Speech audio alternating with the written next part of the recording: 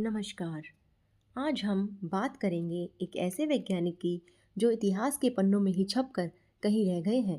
हम बात करेंगे उन महान वैज्ञानिक की जिन्होंने गांधी जी से प्रेरित होकर विदेशी वस्त्रों को त्याग कर स्वदेशी वस्त्रों को धारण किया।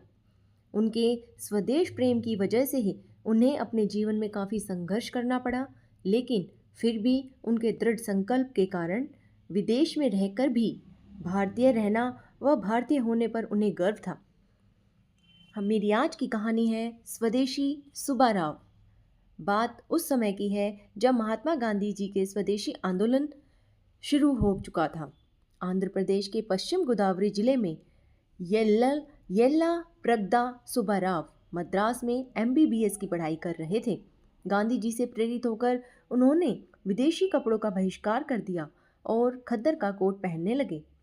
इस पर उनके ब्रिटिश प्रोफेसर ने उनकी डिग्री में अड़ंगा लगा दिया।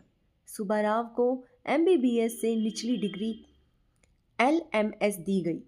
नाराज सुब्बाराव ने एलोपैथी छोड़ दी और मद्रास आयुर्वेदिक कॉलेज में पढ़ने लगे। उन्हीं दिनों अमेरिका से आए एक डॉक्टर ने ऊंची शिक्षा के लिए उन्हें अमेरिका जाने की सलाह दी। 26 अक्टूबर 1923 को सुब्बाराव बॉस्टन पहुंचे। निचली डिग्री के कारण उनको ना वजीफा मिला और ना ही कोई नौकरी। उनके प्रोफेसर रिचर्ड स्ट्रॉन्ग ने उनका खर्च उठाया। पैसे कमाने के लिए सुब्बाराव अस्पताल के शौचालय भी साफ करते थे। अंत में उन्होंने हार्वर्ड मेडिकल स्कूल से ट्रॉपिकल मेडिसिन में डिप्लोमा किया। फिर डॉक्टर साइरस फिक्स की बायोकेमिस्ट्री लैब में उन्हें नौकरी मिल गई। यहाँ उन्होंने रक्त और मूत्र में फास्फोरस की मात्रा मापने के फिक्स सुब्बाराव तरीके का आविष्कार किया। आज भी यह तरीका छात्रों को पढ़ाया जाता है। फिर उन्होंने अपने शोध में मांसपेशियों की सिकुड़न को लेकर एक ऐसे दावे का विरोध किया जिसके कारण 1922 में हिल और मेयर हाफ को नोबेल मिला था। उनकी यह खोज अप्रैल 1927 में साइंस पत्रिका में छपी। इतना ही नहीं, उन्होंने खून की कमी पूरा करने के लिए सूअर के यकृत से विटामिन B12 बनाया।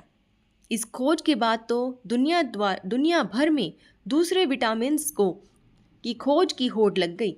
इनके शोध से ही टेट्रासाइक्लिन जैसे एंटीबायोटिक निकली।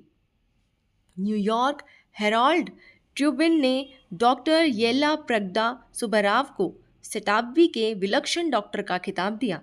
ब्लड कैंसर सहित ढेरों गंभीर बीमारियों की दवा खोजने वाले डॉक्टर सुब्बाराव अंत तक अमेरिका में ही रहे, मगर कभी वहाँ की नागरिकता नहीं ली। वह कहते थे, मुझे आजीवन भारतीय ही रहना है। हमारे देश के ऐसे ही देशभक्त व्यक्तियों को हमें हमेशा याद रखना चाहिए और उनकी जो कुर्बानियाँ हैं उनको हमेशा अपने दिमाग में रखना चाहिए और अपने देश से सदा प्रेम करना चाहिए।